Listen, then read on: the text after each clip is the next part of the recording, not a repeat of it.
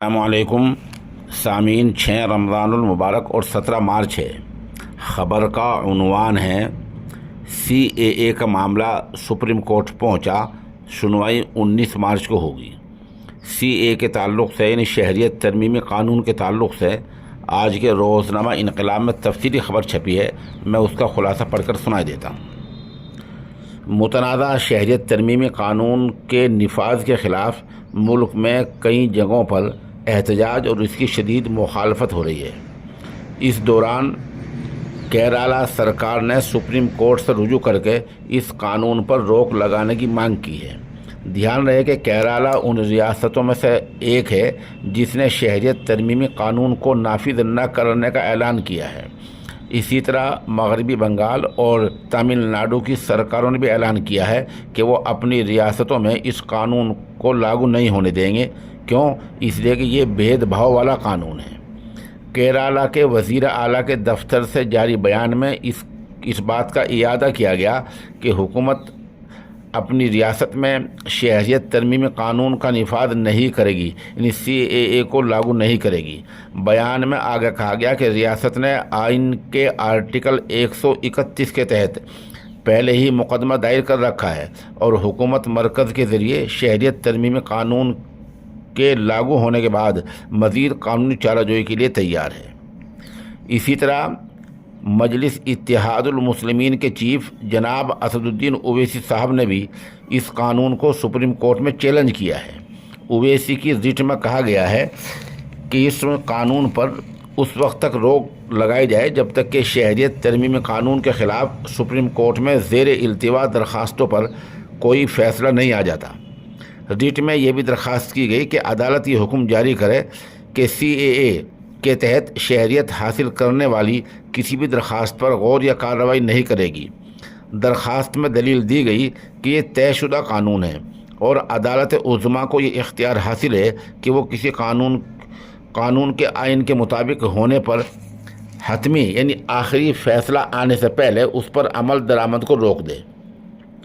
اویسی نے ایکس پر ٹویٹر پر لکھا، میں بھی اس کے بارے میں مطلع کرتے ہوئے لکھا، میں نے سپریم کورٹ میں شہریت ترمیمی قانون پر فوری روک لگانے کی درخواست کی ہے۔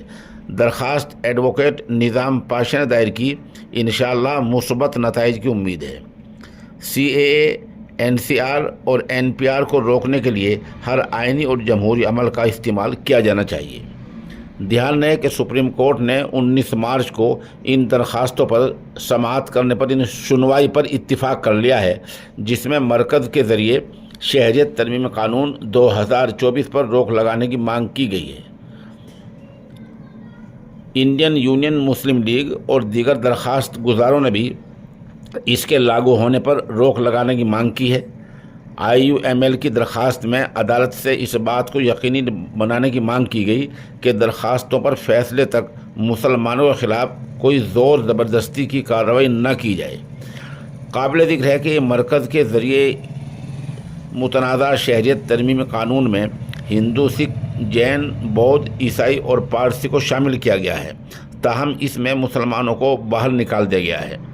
مسلمانوں میں اس پر شدید تشویش ہے، اندیشہ ہے کہ اگر شہریت ترمیمی قانون کو NRC یعنی نیشنل رجسٹریشن آف پاپولیشن اس کے ساتھ لاگو کیا گیا تو اس سے بڑی تعداد میں لوگوں کو شہریت سے محروم کر دیا جائے گا اور انہیں ڈرایا جائے گا، جبکہ دوسرے مذہب کے لوگ شہریت ترمیمی قانون کا فائدہ اٹھا کر دوبارہ شہریت حاصل کر لیں گے۔ یہ وہ ڈر ہے جو سب کو ستا رہا ہے، اور یہ جو NRC ہم نے بتایا یہ ایک رجسٹرڈ ہوگا۔